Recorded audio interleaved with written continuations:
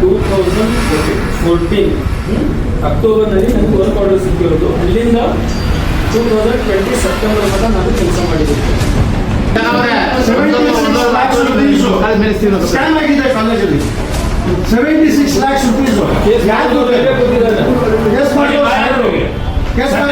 ಪರಿಶೀಲಿಸಿ ಲೋಕಾಯುಕ್ತ ವರದಿ ಕೊಟ್ಟಿದೆ, ನೋಡ್ಕೊಳ್ಳಿ ಒಂದು ಟೈಮ್. ಏಕಾಏಕಿ ಬಂದಿಲ್ಲಿ ಕುಂತಿಲ್ಲ, ನಾವು ಏಕಾಏಕಿ ಬಂದಿಲ್ಲಿ ನ್ಯಾಯ ಕೇಳ್ತಾ ಇಲ್ಲ. ಇದಕ್ಕಿಂತ ಮುಂಚೆ 6 ಸರಿ ನಾವು ಲೆಟರ್ ಕಳಿಸಿದ್ವಿ ಪ್ರಿನ್ಸಿಪಾಲ್ರಿಗೆ, ಬಿಷಪ್ರಿಗೆ ಮತ್ತೆ ಆಡಳಿತ ಮಂಡಳಿಗೆ.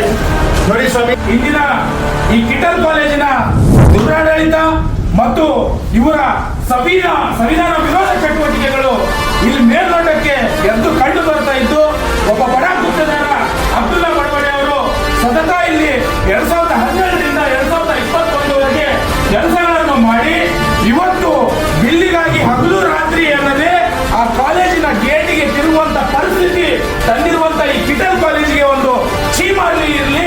ಆ ಮನೆ ಮುಚ್ಚಂತ ಕೆಲಸ ಮಾಡ್ತಿದ್ರಲ್ಲ, ನಿಮಗೆ ಆತ್ಮಸಾಕ್ಷಿ ಅನ್ನೋದಿದ್ರೆ ಏನು ಗುತ್ತಿಗೆದಾರರು ಅವ್ರಿಗೆ ನ್ಯಾಯ ಒದಗಿಸೋ ಕೆಲಸ ಇದನ್ನ ಮಾಡೇ ಮಾಡುತ್ತೆ.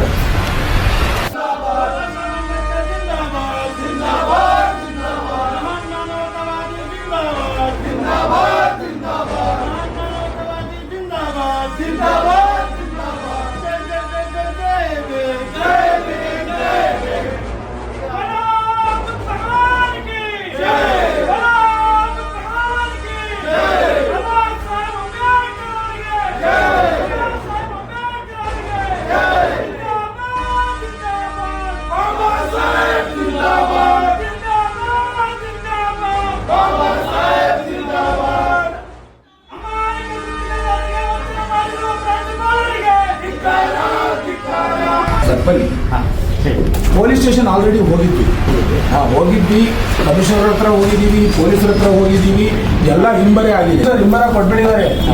ನಿಮ್ಮ ವೈಯಕ್ತಿಕ ವಿಚಾರ ನೀವು ಅಲ್ಲೇ ಕೂತ್ಕೊಂಡು ಬಗೆಹರಿಸ್ಕೊಳ್ಳಿ ಅಂತ ನಾವು ಇಲ್ಲೇ ಕೂತ್ಕೊಂಡು ಬಗೆಹರಿಸ್ತಾ ಇದ್ದೀವಿ. ಇಂಟಿಮೇಷನ್ ಆಗಿದೆ. ಹೋರಾಟ ಮಾಡ್ತಾ ಇಲ್ಲ ಸರ್, ಇಂಟಿಮೇಷನ್ ಮಾಡಕ್ಕೆ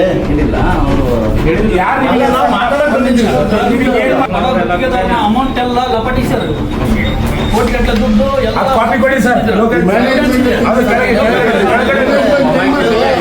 ಕೆಲಸ ನ್ಯಾಯಾಲಯ ಹೇಳ್ಬಿಟ್ಟಿದೆ, ಇವರೆಲ್ಲ ಡಂಬರಾಟ ಆಡೋರು ಅಂತ ಹೋಗಿ ಗೊತ್ತಾಗಿದೆ.